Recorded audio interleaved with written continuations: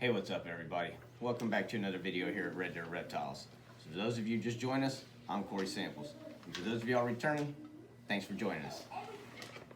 This video, we're gonna kind of cover aggression, how you know if your animal's being aggressive, what to do if they are aggressive. Have to excuse me, my son's sitting here. You can just see these are guys.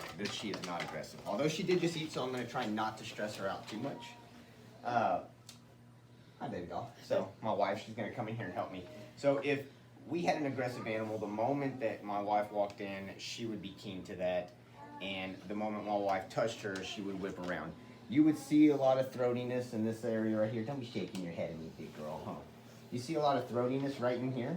That guy back there in that specific enclosure, I was gonna try and use him as an example because he's not as handsy right at the moment. And he will huff and hiss at you. However, he went to hiding and I didn't want to stress him out. Everybody ate today and I don't want anybody regurgitating on me, and that's a big thing if you got an animal that's nervous. Anyway, so how would you know? I mean, the fact that she's all over the place right now lets you know that she's relatively comfortable. The fact that you see long tongue flicks right now lets you know that she is taking in everything that's going on. And the fact that you don't see long, fast, short tongue flicks, that means she's not looking for something to eat, she's just thinking. When dealing with the water monitor, you definitely want to see lots of tongue flicking. It means they are not only tasting the air, not just looking for food. These guys are super intelligent, just as intelligent as you and I are. So they are thinking, they are fully taking in everything that is going on. Like, she knows 100% she's on a table. And she knows that if she goes over to the edge and drops to the floor, that she can go roam my house like she has before. And so that's what she wants. Because these guys love what is called enrichment. And enrichment means they get to come out of their enclosure. She gets to stay in this big, lovely 8x4x4 that I showed before y'all in the video that you're seeing again right now. And she gets to come out, and that's what they love. They love to come out and hang around and just chillax. This girl right here will go across my entire house. Hi, big girl. So obviously she is not aggressive whatsoever. You see, she just climbs right up on me, wants loving. Huh, big girl. Yes, some kisses. Yes. Yes, daddy's loving. See, just a big love bug. This is obviously an animal. Look at her hugging me, y'all. This is obviously an animal that will show no aggression, no matter what I'm doing with her. She's being a sweet baby. And that's what, if you're doing this right, this is what you should want to attain. Now, sweetheart, I'm gonna let you watch her for a second. I'm gonna bring the camera this way. Excuse the water, it needs to be changed. But if you can't see him up in the corner, this guy does not like to be handled like what Spirit does. So I'm gonna show you what I mean about the throatiness underneath. And you may even be able to hear him hiss if he decides to do so. I'm not going to try and push him too much. I don't want him to regurgitate. All my guys ate today. But I am going to show you what it means to be really nervous in comparison to how I can just walk right up to Spirit. I'm going to show you how when I approach him, he's real nervous about what I'm doing, where I'm going to go, if I am or if I am not going to touch him, and so forth. And so I have to respect those things because I don't want to scare the guy. I don't want to, bust a bond or break any of the previous work that I've been putting in with this guy. So the moment we open the enclosure, you can see he's tongue flicking. He is taking in things, but you see how he's backing away and you see how he's got shorter tongue flicks and you see him taking deep breaths. That is him telling us he's nervous. Now look, if you don't remember me telling you, right here underneath the throat, look right underneath the throat. Do you see him huffing and puffing? That's him standing tall and being defensive. That is his warning. That is his warning to tell me, do not come any closer. Now here's the crazy part. See, I just freaked him out and he went down. Here's the crazy part, okay? These guys are super, super intelligent. So he knows if he continues to do this, if he continues to huff at me and hiss at me and occasionally whip a piece of wood or something around here or whip in the water, that he's going to scare the average person off. It's up to me as the keeper to understand and have been paying attention to him and his body language and his mannerisms and his daily habits to find out if I can push it further than what he's telling me I can really do so. In this case, he's telling me back completely off, okay? So the easiest way to approach somebody like this, especially when he's super upset, is I'm gonna get down. I want him to be at eye level or above. This makes my guys feel safe, and this keeps me from getting bitten. Notice he's getting up as high as he can because that's where he feels the safest. And I don't blame him. Hell, that's as right at the present moment, that's as far away from me as he can get. So if I was scared, that's where I would be too. So we're gonna come up now because I'm up, now he's at my eye level or a little bit above. Now watch, I'm going to approach this guy, and if I do make it to him, it's because I feel his body language is telling me that I can do so. If I do not make it to him and I come back without touching him, that's because I see in his eyes mainly the dilation and how I approach him, what happens in between the dilation and de-dilation of his eyes. That tells me whether or not I'm going to even try, because I don't want to get bit. He has tagged me a couple times, and even at his size, it hurts. So we're going to see what happens. We see he's got a little tongue flicking, so he is wondering what I'm doing.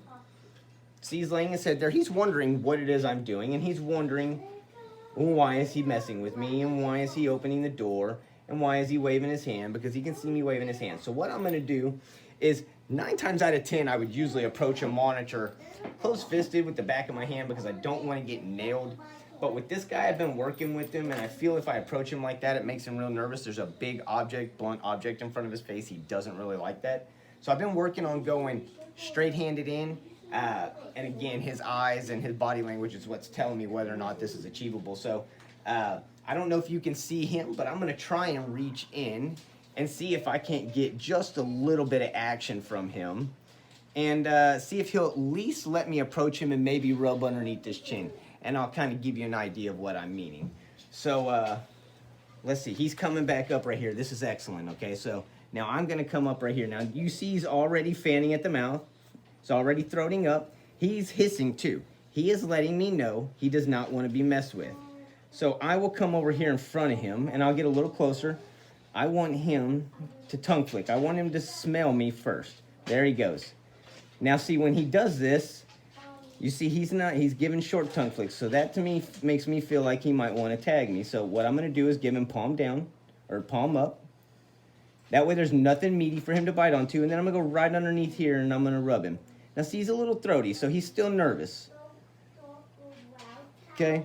Now if he starts tongue flicking real short and real fast like what he's about to start doing, see, I could see that. Now I don't know if y'all all caught that. The way he quickly kinked his neck, turned down, and went to give a short tongue flick, and his eyes dilated. His pupils got extremely small.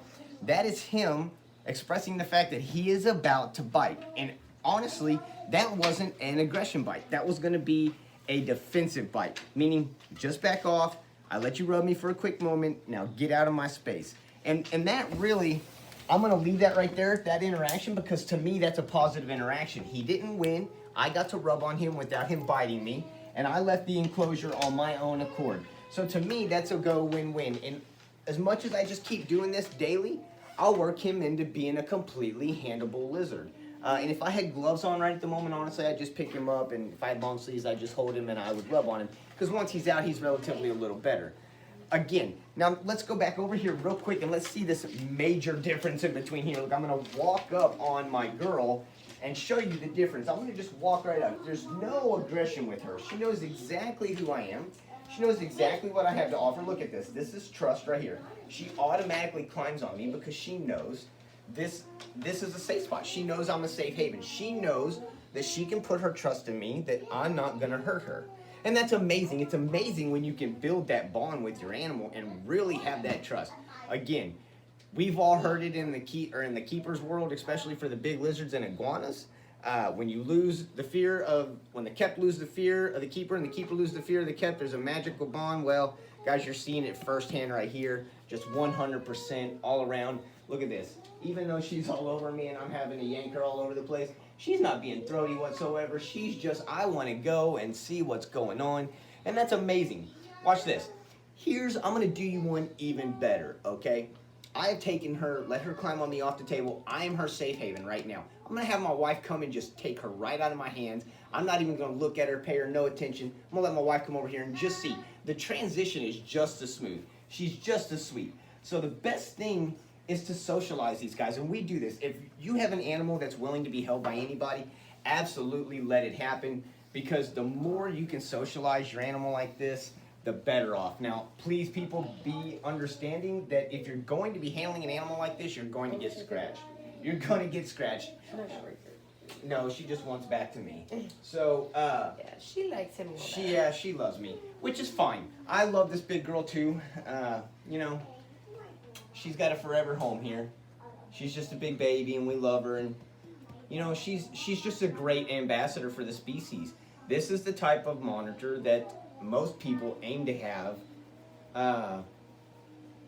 You know, personality-wise, you just want a monitor that's all around outgoing, that's really sweet, that's not gonna do anything aggressive. This girl, doesn't matter what I do with her, no aggression. She just wants to go around and check stuff out and be loved on and loved. That's it. And she wants to get as high as humanly possible. As high as possible. Well, let's get you back in your enclosure. Well, here, how about this? I'll set you back on the table for a second since you're all wrapped around my arm. You know, these things aren't tree monitors, but holy cow, can they hold on with their tails. And you would think, even though she's got a kink tail, and I'm going to cover this real quick because I'm sure somebody in my videos are going to ask. So this is due to a drop in temperature and incubation, causes deformities. No fault of anybody's really. I mean, it happens, and those certain fluctuations can cause different chemical balances inside the eggs and cause deformities as such. This is one of them. Other than that, she's 100% healthy, and this doesn't affect her whatsoever. So it makes for great. Anyway, I mean, man, there's just so much more that could be going down as far as aggression. So if she did not want to be touched, she could lay flat and spread herself out, lay her head straight down on the ground. She does not want to be messed with. The fact that she's perked up right now just tells me that she's very, very aware of everything that's going on. The fact that she's tongue flicking as the camera comes closer tells me that she is aware that there's something watching her. Again, these are very, very smart animals. And just an absolute pleasure to work with. As a matter of fact, in my opinion, the absolute best animal on the planet to work with. And I love all animals, but these guys really, really have a special place in my heart. So I'm gonna go ahead and just slide her back into her enclosure real quick because she wants down. And again, like I said, it's everybody ate today, and so everybody wants to just relax. So we'll just let her go down right in there. There you go, big girl. We'll let you go chill out and relax. And if this big lug was out, I might let you see him, but he's not. So yeah, so I mean, you see how easily she went back in. She wasn't taking off. She wasn't trying to dart out of my hands. That's a bond built with an animal. If I was to try and take Loki out, he would definitely be trying to run out of my hands immediately. And then as soon as he got into the enclosure, he might even bolt across the wood and freak out just because he needs to get away from me. And again, that's okay. That's part of taming with these guys. That's part of understanding them. You know what I mean? And understanding what it is they're telling you. Huh, buddy? It's all part of understanding what it is you're telling you, huh? And say, as soon as we make a handleable guy out of you, we'll put you in a much more sizable enclosure. But for now, like I said, sometimes too much enclosure is too much to be able to work with these guys. There are a lot of people that would rather say, no, let your animal just go hide and give it its own time, and that's fine. But when you have somebody, a monitor this old, a yearling who hasn't been worked with a ton, there's no setting it in an enclosure and letting it just take its own time. It'll never happen. And unfortunately, it will just hide. So you almost have to force the issue. And part of that is me doing so just like this. I've got him out here and about in the public where he's seeing everybody, and then I work with him daily, baby steps. And that'll bring him around. So if y'all have any more questions, let me know. I covered what I thought would be all right. There's probably a lot more to this that I could probably say. I'm just forgetting quite a bit of it right now.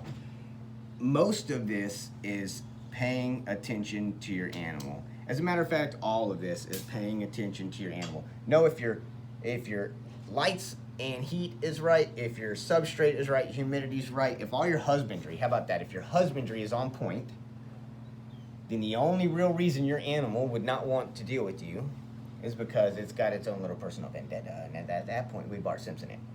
No, I'm joking. We don't do that. No, we take baby steps like what I just showed you. So small, short encounters, multiple times daily, and we see where that builds to from there. Again, with this guy being a yearling already, I needed him to not have a ton of space to be able to run and hide from me. Now, he can get down here and hide, but the fact that he doesn't have a ton of room to run from me makes it much easier for me to work with him, because again, even right now, he's got to stand here and confront the fact that I'm here. And see, the fact that he's not running, this is progress, because maybe 2 weeks ago, he would have ran. And so the fact that I can get right here, I can open this door, and he not bolt off is just impeccable, because before that wouldn't have happened. Huh, buddy? Yeah. Huh. Yeah, about to get me, weren't you? It's all right. You're all right. Good boy. See? Nervous lizard.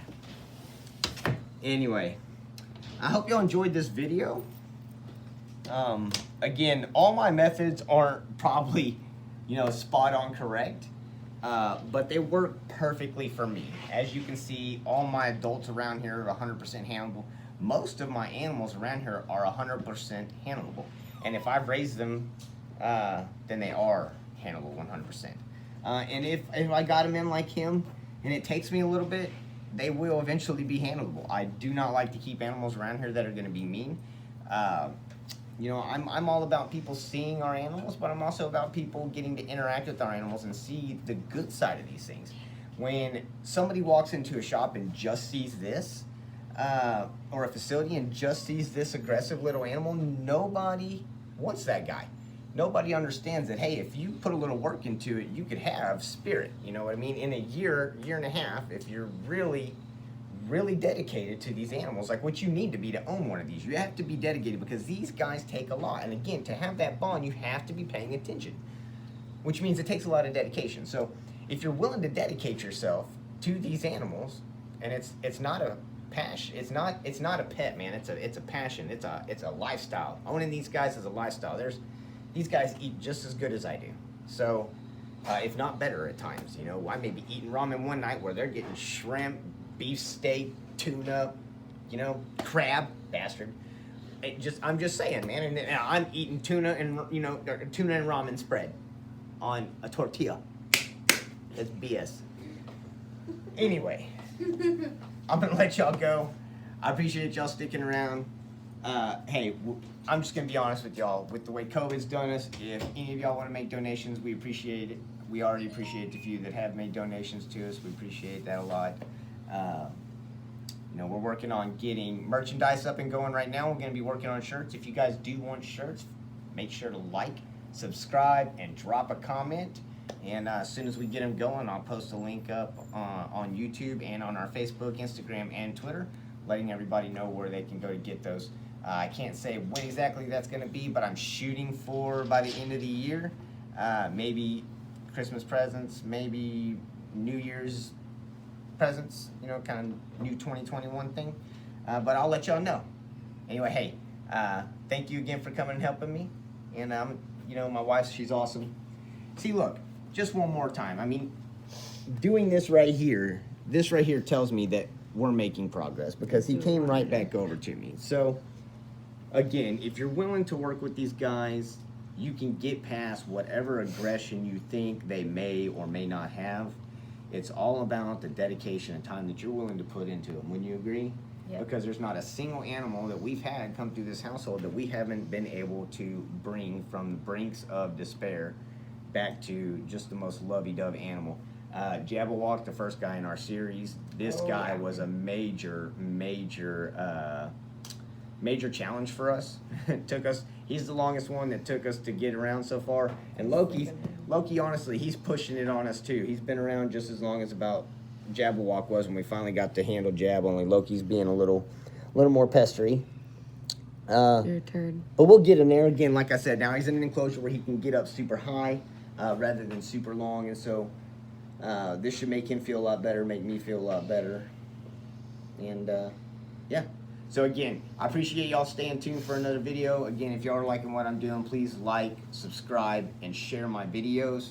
Man, even if you think this is just minimal knowledge, share it anyway, because the more knowledge that we can get across to people, the better. And think about all the new keepers that we see across our groups and our pages that keep coming on asking these simplistic questions. Hey, show them a link to one of my videos, because here I am answering those simplistic questions. Here I am willing to answer those comments and questions.